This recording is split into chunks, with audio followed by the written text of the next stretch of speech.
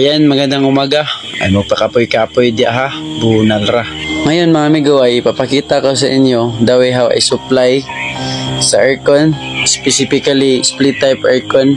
Ito yung ginagawa ko. Binutasan ko yung pader kasi meron tayong circuit breaker sa loob para sa kaniyang safety. Galing sa main panel natin papuntang breaker dito sa loob at saka yung load side ay papunta dito sa outdoor unit. Para malinis tingnan, dito natin sa labas idinaan yung supply natin galing main panel papuntang circuit breaker natin sa loob. Para magandang tingnan ay dito natin pinadaan sa labas at ating pinasok doon sa binutasan natin kanina papunta sa loob para walang wire na makita sa loob ng kwarto.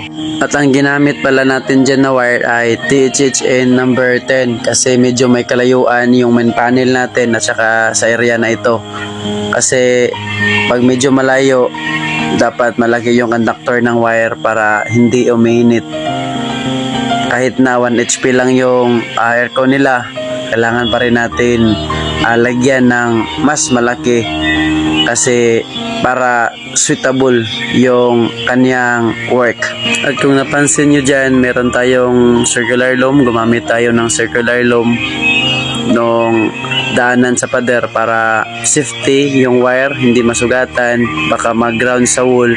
Kaya lagyan natin ng circular loom na 1/4 yung size. At saka yung ginamit natin dito, napansin nyo ay MCB na 30 amps. Yan yung pagkagawa ko.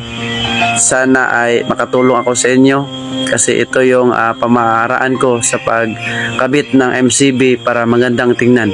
Ito yung final output natin sa loob at saka try natin yon kung function ba itong aircon.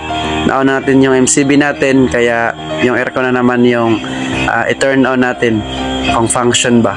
Nakita natin na function naman kaya ipapakita ko sa inyo ang ating final output at sana ay nakatulong ako sa inyo. Follow for more at saka kung nagbabala kayo na magpagawa ng aircon, please PM Vince Cortez. Nandyan ang kanyang contact number. Thank you for watching. Ay magpakapoy-kapoy bunal ra.